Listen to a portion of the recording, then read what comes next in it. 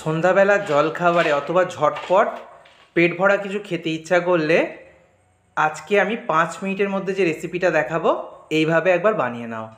কথা দিচ্ছি সবার ভীষণ ভালো লাগবে।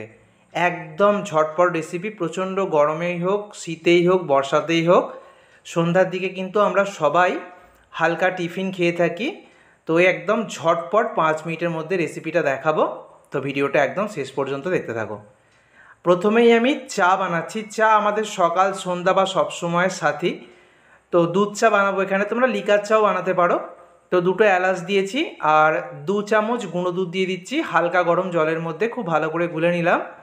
এবার দুধটা গরম হতে শুরু করলে তার মধ্যে আমি চা পাতা দিয়ে দিচ্ছি। তো দুধ চা যেহেতু একটু বেশি করেই চা পাতা দিয়েছি, আর চিনিটা অবশ্যই মিষ্টি যেরকম পছন্দ করো সেই মতো দিয়ে দেবে। চাটা হতে থাক। চাটা বসিয়ে দিয়ে আর একদিকে নিয়েছি এখানে মুসুর ডাল বাটা। মুসুর ডাল আমি ভিজিয়ে রেখে দিয়েছিলাম। মুসুর ডালটা কিন্তু আগে থেকে ভিজিয়ে রেখে দেবে, তারপর মিক্সার জারের মধ্যে পেস্ট করে নেবে, জল দিয়ে পেস্ট করার দরকার নেই। তারপর পেঁয়াজ ক্যাপসিকাম দুরকমই দিয়েছি, যারা পেঁয়াজ খাও না শুধু ক্যাপসিকাম দেবে। কাঁচা লঙ্কার কুচি দিয়েছি, ঝাল বুঝে, আর ধনেপাতার কুচি দিয়েছি। এবারে 2 চামচ দিয়ে দেবো কর্নফ্লাওয়ার। আবারও বলছি, যারা পেঁয়াজ খাও না তারা পেঁয়াজটা বাদ দিয়ে সেখানে তোমরা ক্যাপসিকাম কুচি দেবে। চাট মশলা দিয়ে দিয়েছি, আর একটা ম্যাগি মশলার প্যাকেট থেকে ম্যাগি মশলা দিয়ে দিলাম। ম্যাগি মশলা না থাকলে তাহলে গরম মশলার গুঁড়ো যে বাড়িতে থাকে সেটা দিয়ে দেবে। স্বাদ মতো লবণ আর অল্প একটু সর্ষের তেল দিয়ে খুব ভালো করে মেখে নেবো। একদম ঝটপট চা বসিয়ে দিয়ে হয়ে যাবে এটা। শুধু মুসুর ডালটা যদি ভেজানো থাকে পেস্ট করে নিলেই কিন্তু হয়ে যাবে। সব কিছুকে ভালো করে মেখে নিয়েছি। এদিকে দেখো চাটা কিন্তু ফুটছে, আর চাটাকে এরকম হাতায় করে একটু ওপর নিচ করে দিলে চায়ের টেস্টটা খুব ভালো আসে দুধ চায়ের ক্ষেত্রে, ঠিক যেরকমটা দোকানে করে। এবার তেলটাকে গরম হতে বসিয়ে দিয়েছিলাম মাখতে মাখতে।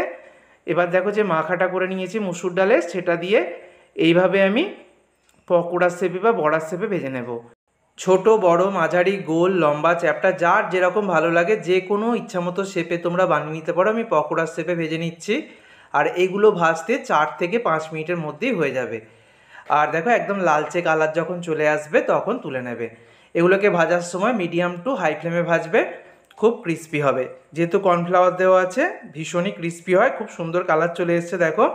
আমি ভেজে টিস্যু পেপারের ওপর নিয়ে নিচ্ছি। এইভাবে সমস্ত পকোড়াগুলোকে ভেজে নিতে পারবে, একদম ঝটপট হয়ে যাবে। আর পকোড়া ভাজতে ভাজতে দিকে চাটাও আমার হয়ে গেছে, দেখতেই পাচ্ছ। দুধ চা 5 মিনিটের মধ্যেই দুটো রেসিপি একসাথে হয়ে যাবে। একদিকে চা বসিয়ে দেবে আর একদিকে পকোড়াটা ভেজে নেবে। একদম ঝটপট 5 মিনিটের মধ্যেই হয়ে যাবে। চাটাও আমি হয়ে গেছে, গ্যাস অফ করে দিয়েছি। চাটাকেও ছেঁকে নেব।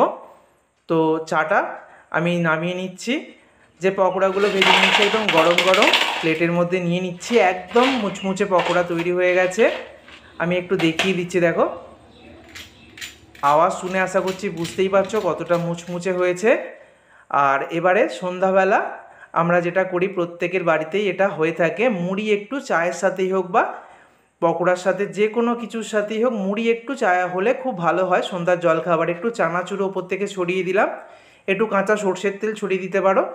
আর গরম গরম দুধ চাটা ছেঁকে নিচ্ছি। যারা দুধ চা খাও না আবারও বলছি লিকার চা বা আদা চা বানিয়ে নেবে।